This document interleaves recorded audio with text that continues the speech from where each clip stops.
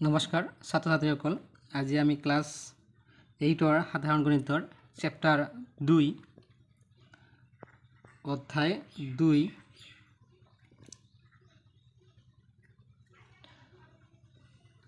এটা চলকযুক্ত এক ঘাতৰ সমীকৰণ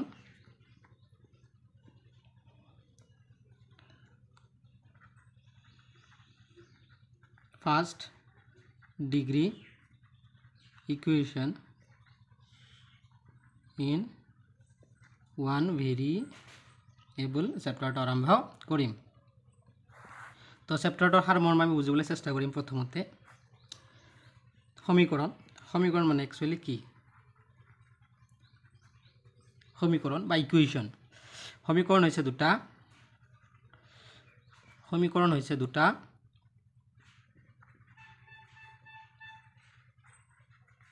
অভিব্যক্তি সমান বুলি কোৱা গাণিতিক বক্তব্য যাক সংযোগ কৰিবলৈ সমান চিন ব্যৱহাৰ কৰা হয় তো সমীকৰণ হৈছে দুটা অভিব্যক্তি সমান বুলি কোৱা গাণিতিক বক্তব্য যাক সংযোগ কৰিবলৈ সমান চিন ব্যৱহাৰ কৰা হয় for example 3x plus 4 equal to 17 x plus 2 equal to 7 7x plus 2 equal to 30 তো ইত্যাদি এইবিলাক সমীকৰণ এনেকুৱা সমীকৰণ আমি অসংখ্য লিখিব পাৰিম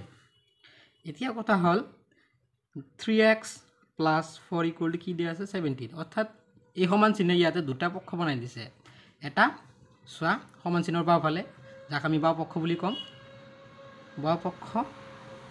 আৰু সমান চিহ্নৰ বাওফালে যাক আমি কি বুলি কম সপক্ষ বুলি কম এতিয়া এই সমান চিহ্ন কি গৈ আছে সমান চিহ্নৰ দুয়োফালে কি সমান ইয়াতে 17 হৈ আছে ইয়াতে কি হৈ আছে 3x plus 4 এতিয়া ইয়াতে x তো কি বুলি কোৱা হ'ব আমি বহুপদত পঢ়িছিলো x তো কি 3x তো এটা সম্পূৰ্ণ বীজগণিতীয় ৰাশি আৰু x তো হৈছে ইয়াতে এটা চলক আৰু এই চলকৰ জায়গাত এনেকুৱা এটা সংখ্যা বহুৱালে দুয়োফালে সমান হ'ব এতিয়া কি সংখ্যা বহুৱাম সা 3x plus কি দিয়া আছে 4 equal to 17 তো প্ৰথমতে 3x equal to আমি কি লিখিম 17 minus 4 3x equal to কি হ'ব 13 x সমান হৈ যাব 13/3 x ৰ জায়গাত আমাক কি বহুৱাব লাগিব 13 বহুৱাব লাগিব 13/3 x ৰ জায়গাত কি বহুৱাব লাগিব 13/3 আৰু এই x ৰ এই মানটোক কি বুলি কোৱা হ'ব এই সমীকৰণটোৰ সমাধান বুলি কোৱা হ'ব অৰ্থাৎ এই যেটো সমীকৰণ আমি লিখিছো এই সমীকৰণটো কি বুলি কোৱা হ'ব সমাধান বুলি কোৱা হ'ব এতিয়া সমীকৰণৰ সমাধান কি বস্তু ডেফিনিশ্যনটো অলপ চাও আমি সমীকৰণৰ সমাধান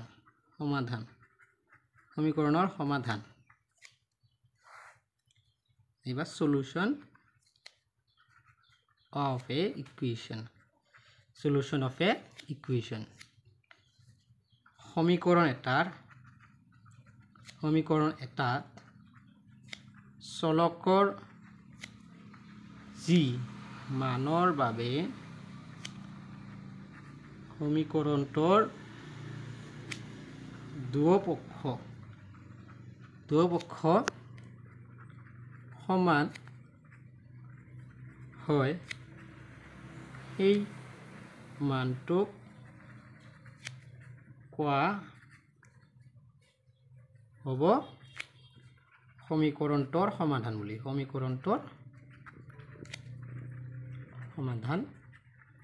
বুলি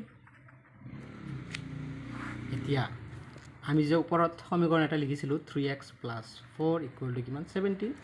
আৰু এই সমীকৰণটো এটা সমাধান কি 13/3 অৰ্থাৎ xৰ জায়গাত যদি আমি 13/3 বহুৱাও তেতিয়া লেফট হ্যান্ড সাইড আৰু ৰাইট হ্যান্ড সাইড অৰ্থাৎ সমীকৰণৰ বাওঁফালে আৰু সোঁফালে কি হৈ যাব সমান হৈ যাব এতিয়া আমি বুজিম সমীকৰণ এটা কেইটা পদ্ধতিৰে আমি সমাধান কৰিব পাৰি তো সমীকৰণৰ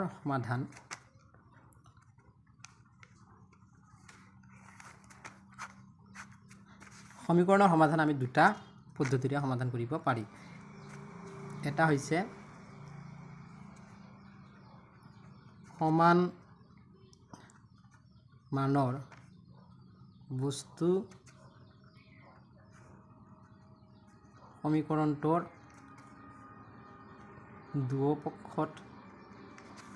বহুৱাই আৰু আনটো পদ্ধতি হৈছে পক্ষান্তৰ পদ্ধতি তো আগৰ যেটো সমীকৰণ আমি লৈছিলোঁ সেই একেই সমীকৰণ আমি লম ইয়াতেও আৰু দুটা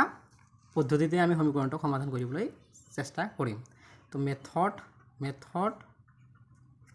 1 3x + 4 = কি দিয়া আছিল 17 দিয়া আছিল তো মেথড 1 ৰ জৰিয়তে আমি সমাধান কৰিম তো চাবা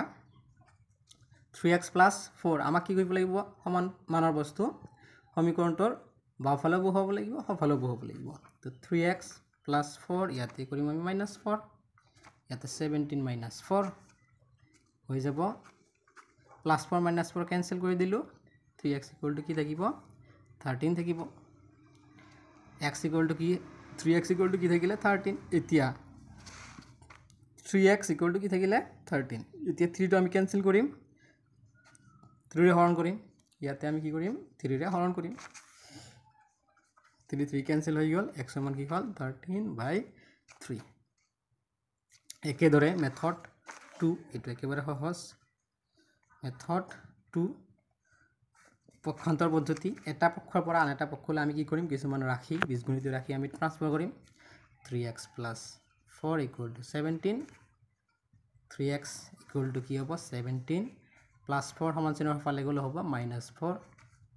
তো 3x = কি হ'ব 13 হৈ যাব x = কি হ'ব 3x = কি আছে 13 x ৰাখি দিলো 3 সমান চিহ্নৰ ফালে যাব এই গ'ল এনসার কি আহিল x = কি হল 13/3 হল তো মনত ৰাখিব লাগিব আমাক কিছুমান বস্তু মনত ৰাখিবা সমান চিহ্নৰ সোঁফালে আৰু বাওঁফালে প্লাস থাকিলে হৈ যাব মাইনাস থাকিলে হ'ব প্লাস হৰণ থাকিলে হ'ব পূৰণ আৰু পূৰণ থাকিলে হ'ব হৰণ এই কেইটা বস্তু আমাক মনত ৰাখিব লাগিব এই কেইটা বস্তু আমাক চাব লাগিব এতিয়া আমি অনুশীলনী কিছুমান প্ৰশ্ন আলোচনা কৰিম তোমালোকৰ সুবিধাৰ বাবে মই প্ৰশ্নবিলাক লিখি লৈছো যাতে তোমালোকৰ সময়ে ৰাহি হয় প্ৰথম প্ৰশ্ন আছিল তলত দিয়া সমীকৰণবোৰ সমাধান কৰা এক নম্বৰ প্ৰশ্নটো হ'ল 4x + 5 = 21 একেবাৰে সহজ আমি 2 নম্বৰ যেটো মেথড আছিল আমি পূৰ্বতে যেটো আমি শিকি আহিলো সেইটো মেথডৰ জৰিয়তে আমি সমাধান কৰিম 4x প্ৰথমতে +5 টো সমান চিহ্নৰ ফালে লম 21 - 5 16 হৈ যাব x মান কি হৈ যাব পূৰণ থাকিলে হৈ যায় হৰণ 16/4 হ'ব 4 x মান কিমান হ'ব কেনসেল কৰিলে হ'ব 4 দিয়াৰ পৰ x = কিমান হ'ল 4 একেদৰে 2 নম্বৰটো কৰিব পাৰিম আমি 2 নম্বৰ প্ৰশ্নটো আছিল 17y ইয়াতে y টো লিখা নাই 17y প্ৰথমতে 3 টো সমান চিহ্নৰ ফালে লম 48 + 3 তো y = কি হ'ব 48 17y = কি হ'ব 48 3 যোগ কৰিলে কিমান হ'ব 51 y = কি হ'ব 51 / কিমান হ'ব 17 y এর মান হৈ যাব কিমান 3 বাৰ 3 7 51 আমি জানো একেদৰে 11 নম্বৰ প্ৰশ্নটো আলোচনা কৰিম 12 নম্বৰ সৰি তো ইয়াতে ভগ্নাংশ আকাৰত দিয়া আছে সমীকৰণটো তো প্ৰথমতে এলচিএম ল'ম 3 আৰু 9 9 3 বাৰ যাব 17x * 3 একবাৰ যাব 2 51x 16 9 2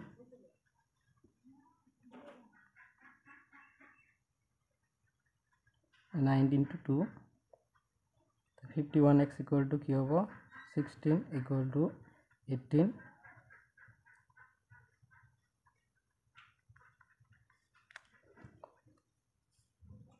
51x equal to কি হ'ব 8 6 যোগ কৰিলে হ'ব 14 14 4 হাতৰ 1 3 34 তো x সমান হৈ যাব কিমান 34 বাই কিমান 51 একেদৰে আমি 10 নম্বৰ অংকটো কৰিব পাৰোঁ ইয়াতে ভগ্নাংশ আকাৰত দিয়া আছে 3/4y equal to কি 9 দিয়া আছে তো এইটো সমীকৰণৰ ক্ষেত্ৰত আমি জানো 9 টো এটা অখণ্ড সংখ্যা আৰু অখণ্ড সংখ্যাবোৰ পৰিমেয় সংখ্যা আমি জানো তো ইয়াৰ তলত এখন মানে 1 আছে তো ইয়াতে বজ্ৰপূৰণ হ'ব প্ৰথমতে 3 * 1 3 হৈ যাব 4y * কি হ'ব 9 হ'ব তো 3 equal to কি হ'ব 36y তো 3/36 equal to কি হ'ব y আর 3 কিমান হ'ব 36 equal to y